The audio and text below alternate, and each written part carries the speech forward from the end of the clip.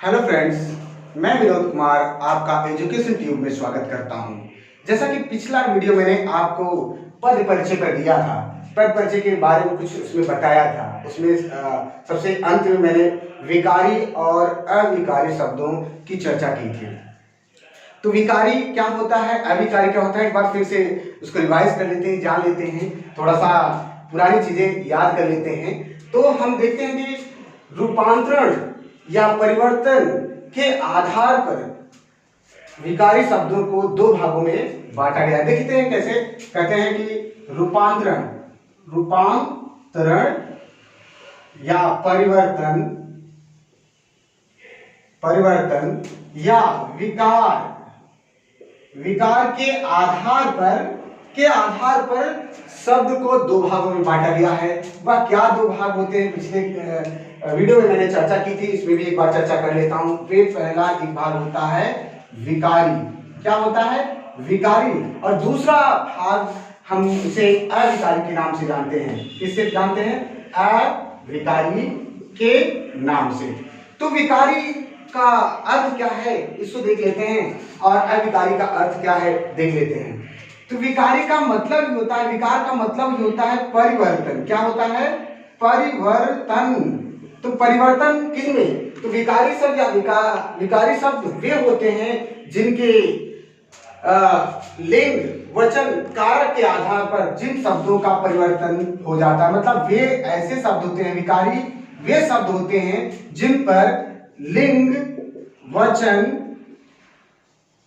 व कारक के प्रभाव से, मतलब इन तीनों के प्रभाव से, लिंग वचन कारक के प्रभाव से जिन शब्दों का परिवर्तन होता रहता है, जो शब्द बदलते रहते हैं वाक्य में, इन सभी के कारण उन्हीं शब्दों को हम क्या कहते हैं? विकारी कहते हैं। ठीक है। अब ये लिंग वचन कारक के कारण इन शब्दों में परिवर्तन होता है तो विकारी हो जाते हैं। और अब इसकी बात कर लेते हैं, जस्ट उल्टा होता है इसका। ये वाक्य में इस प्रकार के शब्द होते हैं या उस प्रकार के शब्द होते हैं जिन पर लिंग वचन कारक का प्रभाव नहीं पड़ता। मतलब वाक्य में अगर वो शब्द आ जाते हैं तो लिंग वचन कारक के कारण उन वाक्यों में कोई परिवर्तन नहीं होता, इसीलिए उनको नाम दिया गया, ऐसे शब्दों का नाम दिया गया है अविकारी। अ का अर्थ होता है बिना परिवर्तन, मतलब अ का अर्थ होता है बिना, और विकार का अर्थ होता है परिवर्तन। जो बिना परिवर्तन का हूबहू वाक्य में प्रयोग हो जाता है उसी को हम अविकारी शब्द कहते हैं। जैसे कहा जाता है धीरे धीरे शब्द, ये शब्द क्या होते हैं? अविकारी। क्योंकि इन पर लिंग वचन कारक का कोई प्रभाव नहीं पड़ता, इनका कोई लिंग नहीं होता, इनका कोई वचन नहीं होता, इन पर किसी का कारक का प्रभाव नहीं पड़ता। लेकिन अगर विकारी शब्द की बात कर लीजिए, जैसे आपने कर लिया लड़का शब्द ले लिया, ये विकारी शब्द है। क्योंकि वाक्य में जब इसका प्रयोग किया जाएगा तो ये लिंग वचन के कारण इसका परिवर्तन हो जाएगा। जैसे लिंग के आधार पर परिवर्तन लड़का से लड़की हो सकता है, और वचन के आधार पर प्रभाव उसका पड़ेगा तो लड़के हो सकता है। तो इस तरह इनका प्रभाव, मतलब लिंग वचन के प्रभाव से ये शब्द परिवर्तित हो जाते हैं, इसलिए इनको विकारी में रखा जाता है। अब विकारी और अविकारी की हम चर्चा आगे करते हैं। अविकारी और विकारी की चर्चा करेंगे। जैसा कि आप लोग जानते हैं, मैंने पिछले वीडियो में विकारी अविकारी आपको बताया था। अब उसी के आगे के भाग को हम बढ़ाने वाले हैं। अब हम देखते हैं विकारी शब्द। विकारी परिभाषा के अनुसार आपने देखा ही कि विकारी वे शब्द होते हैं जिन पर लिंग वचन और कारक का प्रभाव पड़ता है, और प्रभाव पड़ने के उपरांत इन शब्दों का रूप परिवर्तित होता रहता है, इसीलिए इनको विकारी शब्द कहते हैं। अब विकारी शब्द के प्रकार कितने होते हैं? विकारी शब्द के प्रकार देख लेते हैं। विकारी शब्द के मुख्यतः 4 भेद बताए गए हैं। कितने भेद बताए गए हैं? 4। मतलब ये चारों भेदों पर मतलब इन चारों भेदों के वे शब्द होते हैं जिन पर लिंग वचन कारक का प्रभाव पड़ता है वाक्य में, और पढ़ने पर वाक्य में इनका रूप परिवर्तित होने लगता है। इसीलिए ये किस कैटेगरी में आते हैं? विकारी की कैटेगरी में आते हैं। वो 4 कौन कौन से प्रकार हैं इनको भी देख लेते हैं। पहला है सबसे महत्वपूर्ण संज्ञा। समझ लीजिए कि संज्ञा की बात कर ली जाए तो सब कुछ समा जाता है इस संज्ञा में। फिर दूसरा है सर्वनाम, दूसरा मोस्ट इंपॉर्टेंट टॉपिक है सर्वनाम। उसके बाद विशेषण, विशेषण है, और इसमें चौथा है क्रिया। क्या है? क्रिया। इन चार प्रकार के जो भाग हैं, ये चारों जो भाग हैं, इन्हीं की चर्चा हम विकारी में करते हैं। किसमें करते हैं? और विकारी में चर्चा करेंगे। और इन संज्ञा के सभी शब्दों या पदों का परिचय हम आपको करना सिखाएंगे या परिचय बताना सिखाएंगे। तो इसमें सबसे पहले अब हम विकारी की जो प्रकार है संज्ञा, उसी संज्ञा की चर्चा आज हम लोग यहाँ पर करने वाले हैं। तो देख लेते हैं थोड़ा सा क्या करते हैं उसमें। तो ठीक है बच्चों, हम अब संज्ञा की बात करने वाले। विकारी का पहला प्रकार जो होता है वह क्या होता है? संज्ञा। तो संज्ञा पढ़ने से पहले हम संज्ञा का वर्ण विच्छेद कर लेते हैं, उसको सब वर्णों में विच्छेद कर लेते हैं, टुकड़ों में बदल लेते हैं। कैसे? देखते हैं कैसे बदलता है ये।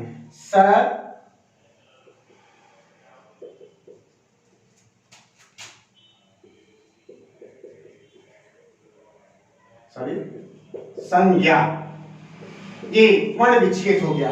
कहने का मतलब संज्ञा, संज्ञा का शाब्दिक अर्थ क्या बताया जाता है? या शाब्दिक अर्थ होता है क्या?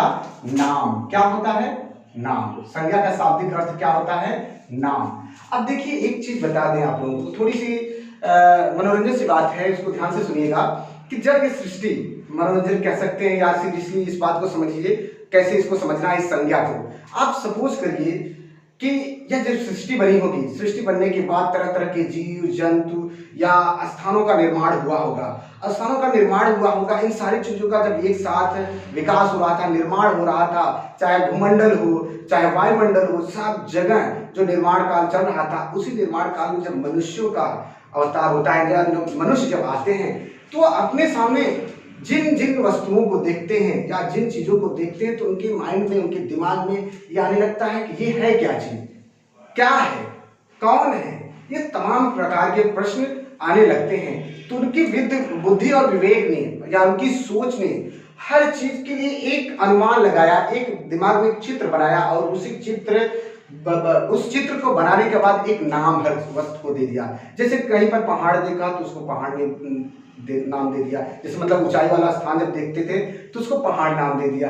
जैसे पानी जहाँ चारों तरफ बहुत ज्यादा पानी देखते थे, इतना कि एक तरफ से दूसरी तरफ पानी नहीं दिखाई दे रहा, तो उसको समुद्र नाम रख दिया।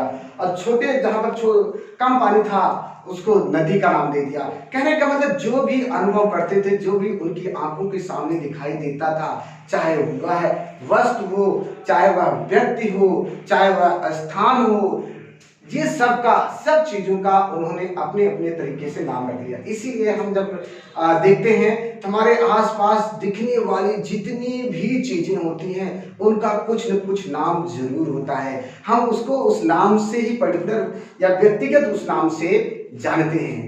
हमारी आंखों से जैसे सूर्य चंद्रमा सब दिख रहा है, जितना दिखाई देता है उसको हम एक नाम देते हैं। लेकिन एक चीज और ध्यान में रखिए बच्चों, कुछ चीजें अदृश्य होती हैं जो दिखाई नहीं देती, महसूस की जाती है, इसलिए मनुष्यों ने अपने समझ के लिए उनको भी एक नाम दे दिया। इसलिए ध्यान देते हैं कि अपने चारों तरफ दिखने वाली चीज और ना दिखने वाली चीज, इन दो रूपों में हम संज्ञा को देखते हैं। तो संज्ञा का अर्थ मैंने बताया कि क्या होता है? नाम। और अपने सामने दिखने वाली, अपने आंखों से दृष्टि से दिखने वाली जितनी भी वस्तुएं हैं उनका नाम, और जो नहीं दिखती उनका भी नाम रखा गया। और उसी नाम को हमने नाम दे दिया है, उसका क्या कहते हैं? उसी नाम को संज्ञा कहते हैं। अब देखिए, जैसे मैंने कहा कि किसी व्यक्ति की बात कर ली जाए, जैसे व्यक्ति को हम देखते हैं, वस्तु को देखते हैं, मतलब दृश्यमान है, स्थान हमें दिखाई देता है, ठीक है, लेकिन कुछ चीजें नहीं दिखाई देती, जैसे भाव या भावना, जिसे कहते हैं भाव या भावना, ये आपको नहीं दिखाई देती। इसलिए ये तीन चीजें, इन्हीं तीन चीजों में पूरी सृष्टि समाई हुई है। क्योंकि व्यक्ति की बात की जाए तो पर्टिकुलर इंसान की बात होती है, लेकिन वस्तु का बहुत व्यापक अर्थ होता है। इसमें वस्तु के साथ साथ प्राणी और जीव जंतु सब कुछ इसमें समाहित हैं। और स्थान तो आप जानते हैं, पृथ्वी के अंदर अंदर नीचे के भाग, चाहे ऊपर के भाग, चाहे आसमान की बात कर ली जाए, सभी स्थानों का कोई कोई नाम दिया है जो हमारी आंखों से दिखाई देता है। जिन चीजों को हम अपनी आंखों से देख लेते हैं उनको हम क्या कहते हैं? दृश्य। क्या कहते हैं? दृश्य भाग कहते हैं। और जो भाव होता है अंतरात्मा में से निकलने वाला जो भाव, चाहे इंसान का भाव हो अंतर से, जैसे कहते हैं ना कि हमें क्रोध आ रहा है, हमें ईर्ष्या हो रही है, हमें जलन हो रही है, हमें स्नेह प्रेम आ रहा है, इन सब के भाव, चाहे इंसानों के भाव कहते हैं, चाहे पशु पक्षियों के भाव कहते हैं, तो मतलब उनको भी एक नाम दिया गया। जो आपस में झगड़ते हैं तो एक भाव पैदा होता है मन के अंदर की ईर्ष्या का भाव था, इसलिए वो आपस में झगड़ रहे हैं। तो इसलिए ये दिखाई तो नहीं देता, क्या हमें स्नेह दिखाई देता? नहीं। प्रेम दिखाई देता? नहीं। लेकिन उनको भी एक नाम स्नेह दिया गया, एक नाम प्रेम दिया गया, जो भावनाएं अंतरात्मा में उभरती हैं। तो ये अदृश्यमान हो जाती है। क्या हो जाती है? अदृश्य हो जाती है। तो कहने का मतलब हमारी आंखों से जो भी चीज दिखाई देती है उसके नाम, और जो चीज नहीं दिखाई देती उसके नाम को ही हम क्या कहते हैं? संज्ञा। अब देखिए, संज्ञा की परिभाषा बताने की जरूरत हमको नहीं पड़ी। अब अपने आप ही आपने संज्ञा को जान लिया। कैसे कहते हैं? जैसे कहते हैं कि संज्ञा क्या होता है या संज्ञा किसे कहते हैं, तो कह सकते हैं कि संज्ञा किसी व्यक्ति, किसी वस्तु, किसी स्थान अथवा भाव के नाम को हम क्या कहते हैं? संज्ञा कहते हैं। तो संज्ञा की परिभाषा कितनी आसान हो गई। यहाँ पर मैंने कहा था ना कि मैं बहुत सरल करके सिखाऊंगा। संज्ञा रटना नहीं है, संज्ञा को रट करके नहीं जानना है, बल्कि हम अपने जैसे बताए कि अपने सामने देखिए, जो भी चीजें आपको दृश्यमान है, जो भी चीजें दिखाई देती हैं, उनका जरूर कुछ न कुछ नाम होगा। जो नहीं दिखाई देती, अंतर्भाव में रहती है, मन के अंदर समाहित हुए, उनका भी कुछ ना कुछ नाम दिया गया है। इन सभी, जैसे जो दिखाई, व्यक्ति दिखाई देता है, वस्तुएं दिखाई देती है संसार में,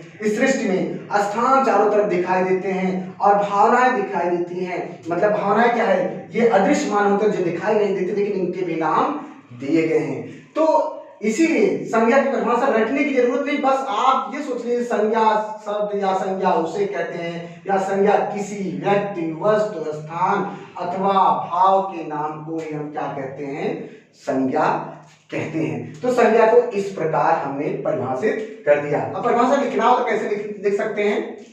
सिंपल है, इसी को हम परिभाषा के रूप में परिवर्तित कर देते हैं। देखिए कैसे परिवर्तित कर रहे हैं, मैंने बताया। जैसे किसी, संज्ञा किसे कहते हैं? किसी वस्तु, व्यक्ति, स्थान या भाव के नाम को संज्ञा कहते हैं। क्या कहते हैं? संज्ञा। संज्ञा कहते हैं।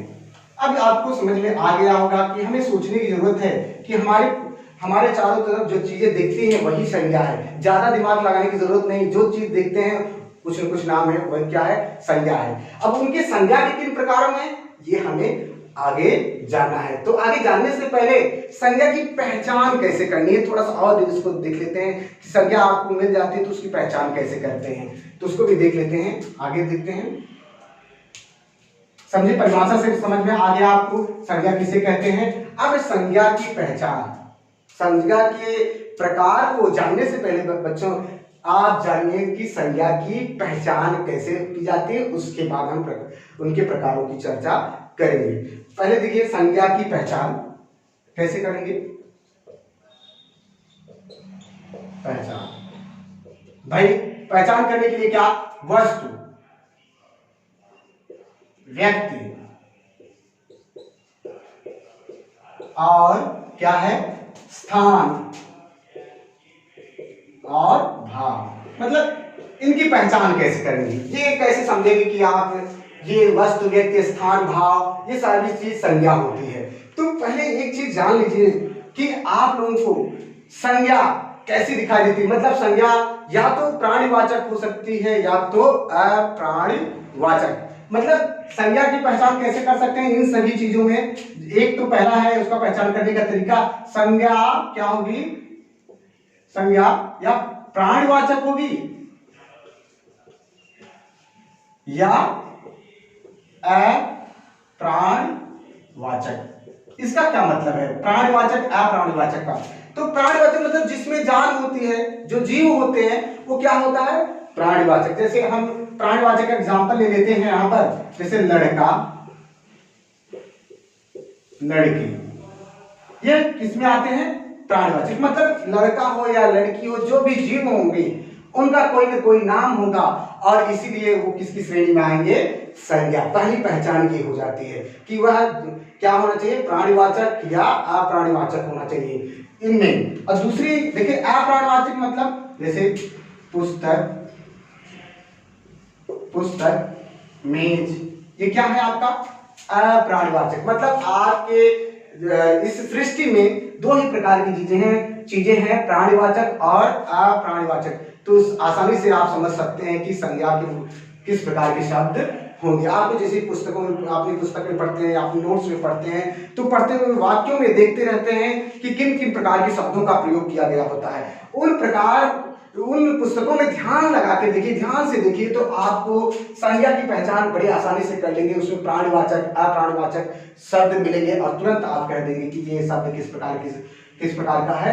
संज्ञा का शब्द है। किसका है वो? संज्ञा का है। आगे देखते हैं दूसरा पॉइंट इसका। पहला पॉइंट क्या था? पहचान के लिए प्राणवाचक और अप्राणवाचक। दूसरा पॉइंट है संज्ञा कैसी हो? संज्ञा के गणनीय, गणनीय और अगणनीय। कहने का मतलब संज्ञा शब्दों की हम गणना कर सकते हैं और गणना नहीं भी कर सकते। मतलब जो चीजें हमारे सामने दिखाई देती हैं, अगर हम उनको गणना कर लेते हैं, उनकी संख्या की गिनती कर लेते हैं, उनकी संख्याओं की गिनती की जा सकती है, तो गणनीय होंगे। अगर गणनीय हैं, अगर जिन चीजों की गिनती की जा सकती है वो क्या होंगे? हमारे संज्ञा है। और जिन चीजों की गिनती हम नहीं कर सकते और जिनको नापा और सिर्फ तौला जा सकता है, उनको भी हम किस नाम से जानते हैं? संज्ञा के नाम से। देखिए गणनीय मतलब जैसे आपको कह दिया जाए कि 1 दर्जन केला, ये क्या हो गया? इसकी गणना हम कर सकते हैं। मनुष्य या लड़के, लड़का, इनकी गणना हम कर सकते हैं। तो कहने का मतलब संज्ञाएं कैसी होती हैं? गणनीय भी होती हैं और अगणनीय। मतलब इस तरह से हम उनकी गणना भी कर सकते हैं। अगर जिस वस्तु, व्यक्ति, स्थान की हम गणना कर लें, वह क्या होगा? हमारा संज्ञा आएगा। क्या होगा? वो हमारा संज्ञा के शब्द होंगे। वो 100% संज्ञा के शब्द होंगे।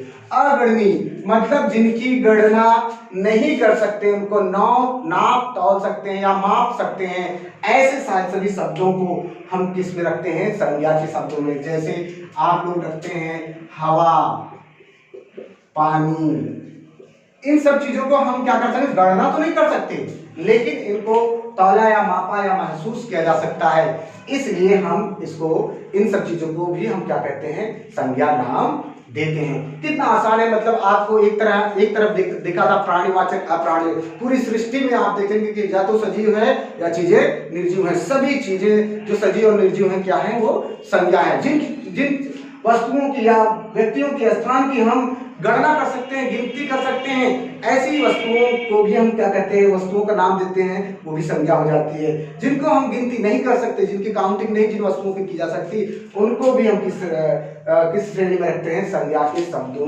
की श्रेणी में रखते हैं। अगला पॉइंट हमारा इसी में है, संज्ञा को और कैसे पहचाना जा सकता है गणनीय अगणनीय के आधार पर।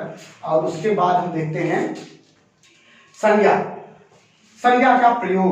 अब वाक्य में संज्ञा पद का प्रयोग। जब हम वाक्य में देखते हैं तो संज्ञा पद का प्रयोग किस प्रकार होता है, वहां भी पहचानने की बात होती है। जैसे मैंने कह दिया कि मोहन ने सोहन को मारा। ये सिर्फ मैं संज्ञा की पहचान की चर्चा कर रहा हूं कि संज्ञा किस तरह आपको पहचाना जाए या संज्ञा को पहचानने के लिए आपको कितना सोचना होगा। तो इस तरह देखिए, आप देख रहे हैं कि ये वाक्य है। मैंने कहा कि वाक्य में किस तरह आप पहचानिए, ये वाक्य है और संज्ञा के पद इसमें प्रयोग में लाए गए हैं। तो इसमें कैसे पहचान होती है? तो देखिए बच्चों, जो संज्ञा का शब्द होता है वाक्य में, कर्ता के रूप में आता है। किसके रूप में आता है? कर्ता के रूप में आता है। या तो वह किसके रूप में आता है? कर्म के रूप में। मतलब दो जगह पर वाक्य में क्या होता है, वही संज्ञा कर्ता की का पूरक बन जाती है, वही संज्ञा कर्म का पूरक बन जाती है। इसीलिए कहा जाता है कि वाक्य में अगर संज्ञा को पहचानना हो तो आप कुछ नहीं, सिर्फ दिमाग लगाएंगे, अगर कर्ता या कर्म, मतलब संज्ञा या तो कर्ता होगी या तो कर्म होगी, और आसानी से आप पद परिचय देते समय संज्ञा को पहचान सकते हैं। अंतिम पॉइंट इसका एक और देख लेते हैं, इसमें और कैसे संज्ञा की पहचान की जा सकती है। संज्ञा के प्रकार बताने से पहले संज्ञा की पहचान बहुत आवश्यक है, तभी बड़ी आसानी से आप संज्ञा के प्रकार को पहचान लेंगे। तो एक देखते हैं, संज्ञा के बाद, संज्ञा के बाद परसर्ग का प्रयोग, ठीक है ना, परसर्ग का प्रयोग। जैसे संज्ञा के बाद परसर्ग का प्रयोग होता है, अगर परसर्ग का प्रयोग हो रहा है संज्ञा के बाद, कर्ता या कर्म के बाद, तो समझ लेते हैं कि वह क्या होता है। जैसे हमने कह दिया आल मारी में, ये इस तरह देखिए, आलमारी में, ये आलमारी हमारा क्या हो गया, संज्ञा शब्द हो गया, उसमें परसर्ग मिला लिया गया ये। अब जैसे मैंने कह दिया मेज पर, तो मतलब अगर इस तरह के वाक्य, किसी वाक्य में इस तरह के शब्द आते हैं, परसर्ग लगे रहते हैं, तो भी हम कहते हैं कि ये सब शब्द क्या है, उनके संज्ञा है, तो हम आसानी से उसको पहचान लेते हैं। अंतिम है क्या है कि संज्ञा और किस तरह पहचानी जा सकती है कि संज्ञा के शब्द है इसमें किसी भी वाक्य में। आप देखिए जैसे संज्ञा के पहले, संज्ञा के पहले विशेषण का प्रयोग, विशेषण शब्द का प्रयोग, ठीक। आप पहचान रहे हैं संज्ञा को, कैसे पहचानेंगे, तो 4-5 प्रकार जो मैंने बताया उस तरह पहचानेंगे। अब देखिए संज्ञा के पहले विशेषण शब्द का प्रयोग, जैसे मैंने लिख दिया काला कुत्ता, आप इतना जानते हैं काला क्या होता है, विशेषण होता है, और उसके बाद जो शब्द लगा है वह किसका होना चाहिए, क्या किसका होगा, संज्ञा का, किसका होगा, संज्ञा का। इस तरह आप लोग मतलब संज्ञा को पहचान सकते हैं। जो 4 पॉइंट मैंने बताया, प्राणीवाचक, अप्राणीवाचक, गणनीय, अगणनीय, कारक चिन्हों के साथ संज्ञा का प्रयोग, विशेषण शब्द जब पहले लग रहे हैं किसी शब्द के तो वहां भी संज्ञा होती है। तो कई तरह से हम संज्ञा को इस तरह पहचान सकते हैं सामान्य तौर पर।